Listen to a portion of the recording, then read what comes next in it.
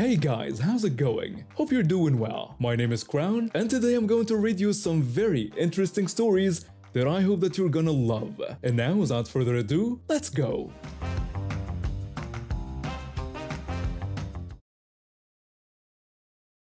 It started when I got assigned to the bank project. If you've never worked with financial institutions, let me paint you a picture. Banks move at the speed of continental drift when it comes to technology. They are so paranoid about security and so buried in red tape that updating anything takes about 17 meetings and the approval of someone's grandmother. Our project was running on Java 1.3, which had been officially deprecated a few months earlier in March of '06. We were working with tech that the rest of the industry had already thrown in the garbage. One guy on my team was frustrated by this. He was brilliant, the kind of developer who lived and breathed the latest frameworks and languages. He'd spend his evenings learning new programming paradigms just for fun. Being stuck on ancient technology was slowly killing his soul. He came to me multiple times asking if we could migrate the project to a newer Java version. Each time I had to tell him no, the bank would never approve it. Then he started asking to be transferred to something more modern. I knew there were other projects in the company using current tech, but I didn't have the authority to reassign him. That decision lived way above my pay grade. I could see his motivation draining away week by week. Honestly, I felt the same way. Working with outdated tools when you know better options exist is like being forced to write with a broken pencil when there's a perfectly good pen sitting right there. So we came up with a plan. We started researching open source tools and frameworks that could benefit the company. We put together proposals for internal improvements, new development standards, modern approaches to common problems. We brought it all to my manager, expecting him to shoot it down immediately. Instead, he loved it. My manager said this was exactly what the company needed. He wanted us to form a task force to develop these tools for everyone. I felt a spark of hope. Maybe this will be the thing that kept my talented developer engaged. Then my manager added that this would be in addition to our regular work on the bank project. He couldn't take us off that. There went that spark. So we juggled both responsibilities. My developer threw himself into the task force work with an energy I hadn't seen from him in months. He was doing the work of 2 or 3 people, building tools that actually mattered, that used modern technology. Meanwhile, we still had to maintain the bank project, but at least now there was something to look forward to. A few weeks later, we had a big meeting. All the team leaders, project managers, and upper management crammed into a conference room to discuss company issues. The topic turned to employee retention, about desired versus undesired rotation. In corporate speak, they were trying to figure out which employees leaving was good and which was bad. I saw my opening. I brought up that we needed to talk about keeping our top talent engaged. I explained that I had someone on my team who was extremely focused on cutting-edge technology, but he was stuck doing outdated work. That seemed like a recipe for losing him, which would be undesired rotation. My manager didn't even pause. He said I was wrong. He claimed that would be totally desired rotation. He went on about how the company wanted people who were motivated to work there, and my developer clearly wasn't motivated. I felt my jaw clench. I pushed back, explaining that my developer was unmotivated because nobody would move him to a project with better technology. I added that he was one of our best assets by far, doing the work of 2 or 3 people on the task force alone. Losing him would be a serious problem. My manager shot back that it was my fault. He said I needed to motivate my developer better. I stared at him across the table. The other managers nodded along like this made perfect sense. In their minds, employee motivation was entirely the responsibility of team leaders, not a result of company decisions about project assignments and professional development. I didn't argue further. There was no point, but something crystallized in my mind during that meeting. My manager had just given me explicit instructions to motivate my developer better. He'd made it clear that keeping talented people engaged was my responsibility, so I decided to do exactly that. Over the next week, I had several honest conversations with my developer about his career prospects. not within the company but outside it. I told him he was capable of so much more than what we were doing there. He admitted he knew that, but figured he'd stick it out for a while longer. I asked him why. I pointed out that management had made it clear they wouldn't move him to better projects. He was too valuable on the bank work, and the task force was just extra work they were piling on top. He said he hadn't really thought about it like that. I suggested he should start looking around, see what else was out there. With his skills and what he'd been building in the task force, companies would be lining up for him.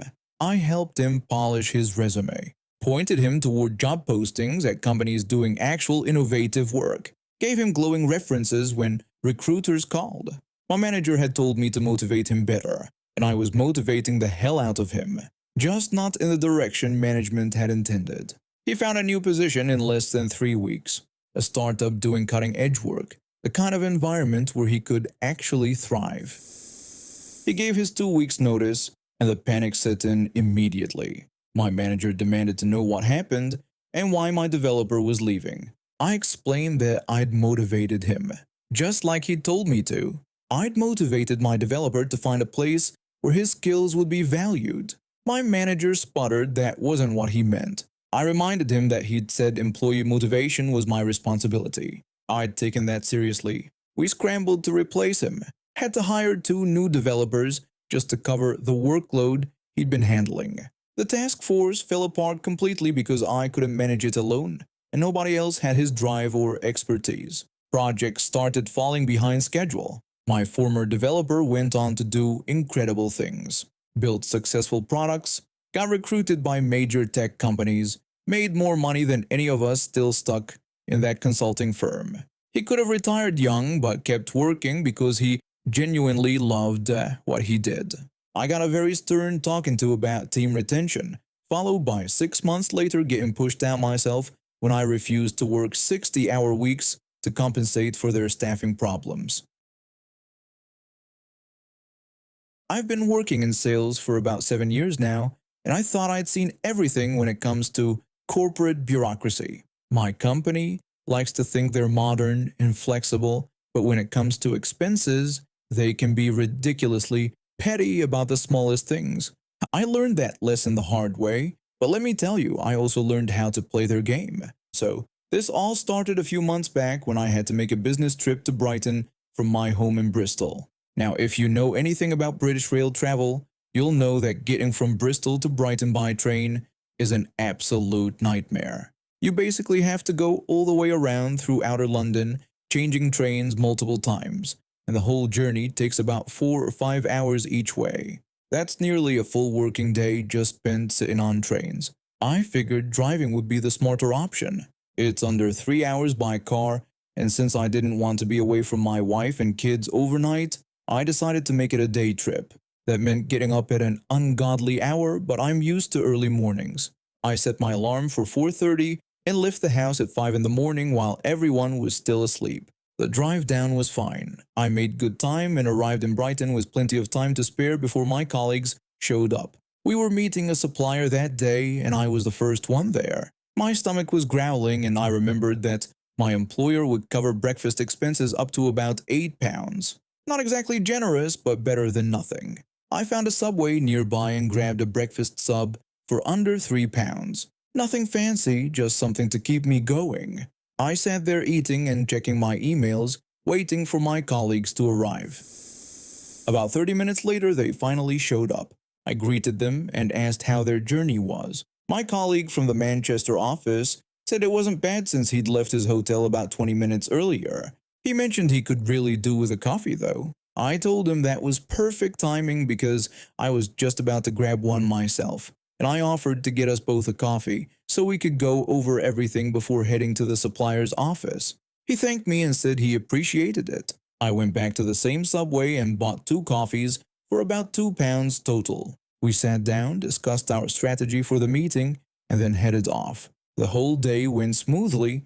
The supplier meeting was productive, we got everything sorted, and I drove back home the same evening. I got home around 8:30 that night, tired but satisfied with how the meeting had gone. A few days later, I submitted my expenses through the company portal, £3 for breakfast and £2 for the coffees. Still well under the £8 allowance they gave us. I didn't think twice about it. Then I got an email from the finance team. They'd rejected my claim for the coffee. The email explained that my coffee expense had been rejected because I'd already claimed for breakfast. I replied immediately, pointing out that the coffee was from the same cafe and purchased within 30 minutes of the breakfast. I explained that if I bought everything at the same time, they would have approved it, and it was all under the allowance anyway. I even mentioned that since I traveled on the day of the meeting, I wasn't entitled to claim for lunch, so I'd save the money there. The finance team responded by saying the policy stated 1 meal per meal period. They noted my breakfast claim had been approved and the coffee counted as a separate claim. I wrote back arguing it was essentially the same transaction, and the whole thing was about £2. I pointed out that I'd driven for nearly 6 hours total that day and saved the company the cost of an overnight hotel stay. I told them this seemed ridiculous over £2. Their response was cold and simple. They told me to ensure I stuck to the expenses policy in future and confirmed the claim was denied. I was furious, but I saved that email. I printed it out and kept it in my desk drawer. I saved it because I knew exactly what I was going to do the next time I had to visit that supplier. That opportunity came up just last week. Same supplier in Brighton, same meeting requirements. But this time, I did things differently. This time, I followed their precious policy to the letter. Instead of leaving early in the morning, I left work at noon the day before the meeting. I made sure to travel during my normal working hours so I could claim every single minute. I booked myself into a nice city center hotel, the kind with proper amenities and a decent restaurant. The room rate was £120 per night. That evening, I had a full 3-course meal with drinks at the hotel restaurant. I ordered whatever I wanted from the menu because I was well within policy. The meal came to £45. I even had a couple of drinks at the bar afterward, adding another £15 to the tab. The next morning, I went down to the hotel's breakfast buffet and loaded up my plate. Full English breakfast, pastries, fruit, the works. Another £12 added to the hotel bill. I took my time getting ready, made sure to use the hotel parking, which was another £20, and then headed to the meeting. The meeting itself went fine, lasted about 3 hours, and wrapped up around 2 in the afternoon. Now, according to the policy, since I traveled the day before, I was entitled to claim for lunch. I found a nice pub and had a proper sit-down meal for £18. Then I started my drive home, but I made sure to take my time. I stopped at a service station, grabbed a coffee for £3, and checked some emails. I made another stop about an hour later, claiming the stop was necessary for the long drive. By the time I got close to home, it was after 8 in the evening. According to policy, any travel that extends past 8 means you can claim for dinner. I stopped at a restaurant near home and had another full meal for £22. And because I'd spent so much time traveling outside normal hours, I submitted a claim for a half-day off in lieu. That's worth about 4 hours of my time, which based on my salary, works out to roughly another £80 of value. I tallied everything up when I got home. The hotel room for £120, parking for £20, 2 evening meals totaling £67, breakfast for £12, lunch for £18, the extra coffee for £3, my mileage for the driving, and the time off in lieu. The total came to well over £300 compared to the £5 they'd quibbled over last time. I submitted the expenses with a smile on my face. Every single item was perfectly within policy. I even attached a copy of the policy document to my submission, highlighting the relevant sections. The finance team couldn't reject a single line. The approval email came through 2 days later stating my expenses had been approved and would be processed with my next payment. I replied thanking them and mentioning I'd made sure to stick to the expenses policy this time, just like they'd advised. I even referenced the previous incident with the coffee, noting how helpful their guidance had been. I didn't hear anything back from them. What could they say? I'd followed their rules exactly. Every receipt was attached, every claim was justified, every line item matched their policy perfectly. If they wanted to be petty over £2 worth of coffee, then they could pay over £300 instead. Their choice. My manager caught wind of what happened and actually laughed about it. He mentioned he'd heard about my Brighton expenses and commented that I'd been very thorough with my documentation. I simply told him I was just following policy like finance had told me to. He said that between the two of us, he thought someone in finance had learned an expensive lesson about being penny wise and pound foolish. He also mentioned the finance team had a meeting about the expenses policy after my claim went through. Apparently, they were reviewing whether the policy needed updating. I agreed and said I'd certainly learned my lesson about their policy. I mentioned I was happy to help them identify any areas where the policy might need clarification. He just shook his head and smiled. I have another trip to Brighton scheduled for next month. I'm already looking at hotels. There's a really nice one near the seafront that includes spa access. The room rate is £150 per night, but it's well within the policy limits for city center accommodations. I think I might book it for 2 nights this time. After all, I want to make sure I'm well rested for the meeting. I'm a collector. I have been since I was a kid. Started with coins, moved to stamps, and eventually found my passion in vintage skeleton keys. Not just any keys either. I'm talking about the real deal. Keys from old hotels that don't exist anymore, massive ornate sergeant keys with intricate designs, brass railroad keys from the 1800s, reading hardware pieces that are nearly impossible to find. Over 10 years, I built up a collection that was worth somewhere between $2,000 and $3,000. Some of those keys were so rare that if I lost them, I'd never see another one like it again. I kept everything in a locked display cabinet in our living room. It was my pride and joy. My wife knew how much it meant to me. Everyone did. Now about my mother-in-law. When I married my wife 2 years ago, I knew her mom was a bit much. She's 53 years old but acts like the world owes her everything. She's a hoarder and a shopaholic, which is a terrible combination. Her house is packed floor to ceiling with junk, unopened boxes of stuff she's never used, piles of garbage, and enough rodent droppings that I refuse to go inside anymore. The only decent space is her master bedroom, which she's turned into this weird studio apartment setup. She's got a futon that doubles as her bed and couch, an entertainment center with a TV and all the streaming services, and she uses the attached bathroom plus a mini fridge and microwave as her kitchen. She's constantly broke because she can't stop buying stuff she doesn't need. And who does she come running to? US. Well, me specifically, since my wife usually gives in. A few weeks ago, my mother-in-law showed up at our house unannounced. Nothing new there, but this time she had a specific demand. She told me she needed me to buy her a new smartphone. I asked her why and what was wrong with her current one. She said it was 2 years old and that she deserved a new one. I asked if it even worked properly. She got defensive and said that wasn't the point, that it was old and she wanted a new one. My wife jumped in trying to smooth things over. She reminded her mom that we'd just given her money for her bills last month, but my mother-in-law insisted this was different. She said she wanted a gift, an unprompted gift, and she specifically wanted me to be the one to buy it for her. She pointed right at me when she said that.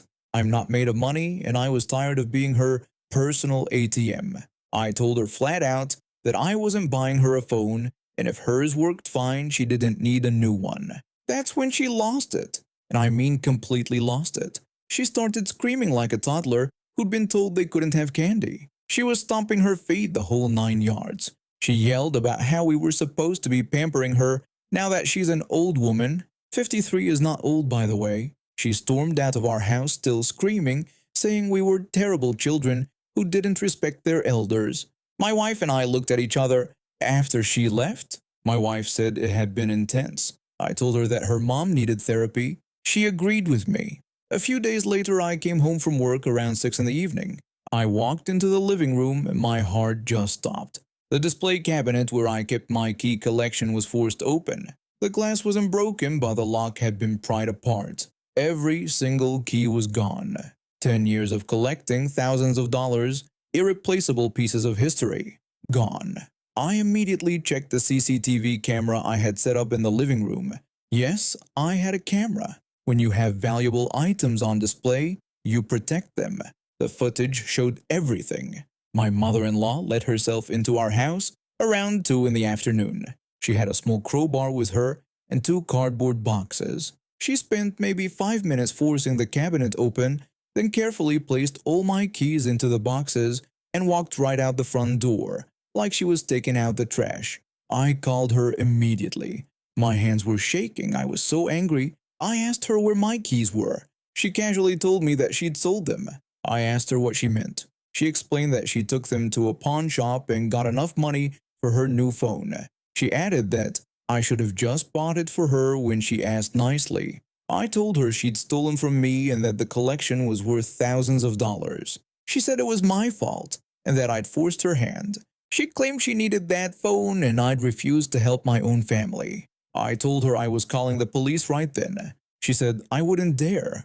I hung up on her and immediately told my wife what happened. At first, she seemed upset. She said her mom had gone too far this time. But the second I pulled out my phone to call the police, she grabbed my arm. She told me to wait and not to do it. I asked if she was kidding me, pointing out that her mother had broken into our house and stolen my entire collection. She acknowledged that she knew but said it was her mom and asked if we could just handle this privately. I asked her how we could handle it privately when everything had been sold and was gone. She suggested I could start a new collection. Those words hit me like a slap. Start a new collection. Like 10 years meant nothing. Like those irreplaceable keys could just be replaced. I told her no, that I was calling the police. She begged me not to do it and asked me to think about what this would do to our family. I asked her what her mother had done to me. My wife started crying, then yelling, then crying again. She told me I was being unreasonable and that family should forgive family. She said her mother had problems and needed help, not police involvement. She accused me of choosing keys over her. I told her I was choosing my own dignity and property rights over her enabling her criminal mother. I slept in the guest room that night. The next morning I called the police and filed a report. I had video evidence, I had documentation of my collection with receipts and photos, and I had a clear case of breaking and entering plus theft. My wife didn't speak to me for 3 days. The police arrested my mother-in-law. Turns out the pawn shop still had most of my keys because they hadn't processed them yet. I got my collection back within a week. I didn't tell my wife where I hid them after that. Trust was broken.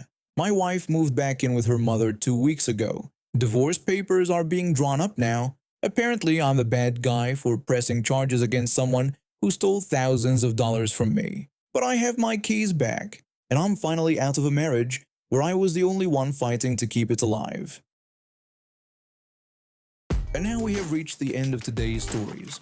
Thank you for watching, and see you next time.